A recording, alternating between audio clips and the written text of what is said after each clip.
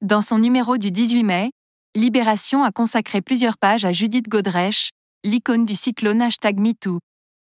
Un article très intéressant dans lequel, au détour d'une phrase, on apprend qu'elle serait mariée à un Américain. C'est en évoquant le lien qui unit l'actrice engagée à l'avocat Édouard Durand que l'info est sortie. Cet homme est un proche de Judith Godrèche. Juge pour enfants, ancien séminariste, il a incarné le visage de la Chivise. Tout de suite, le lien entre eux a été très fort. Il lui a donné des contacts, des lectures et des conseils. Il a aussi initié la comédienne au système judiciaire. C'est lui qui avait relu son discours poignant fait au César et qui lui a suggéré de gommer le passage appelant à la démission de Dominique Boutonnat, le président du CNC mis en examen pour agression sexuelle sur son filleul. Surnommés « les nouveaux inséparables » par Libération, Judith Godrèche et Édouard Durand sont tous les deux mariés comme le signifie le journal.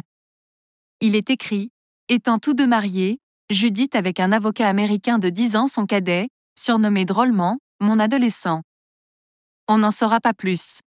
Judith Godrèche, ses relations passées. La relation à l'âge de 14 ans de Judith Godrèche et de Benoît Jacot, alors âgé de 40 ans, est bien connue puisque depuis plusieurs mois, elle est devenue le combat de Judith Godrèche qui a libéré sa parole et l'a accusée de viol. Judith Godrèche a été mariée à Philippe Michel en 1996.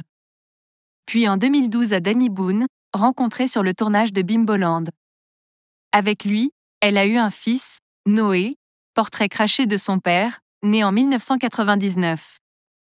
C'est ensuite avec Maurice Barthélémy qu'elle retrouve l'amour en 2004.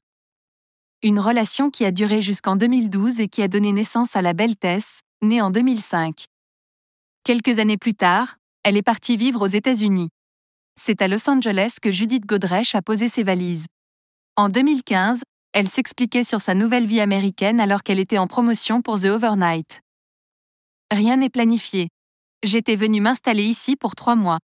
J'avais une idée de scénario dont je comptais faire un film mais finalement HBO l'a acheté, c'était une proposition impossible à refuser, et les choses se sont définies à partir de ce moment-là.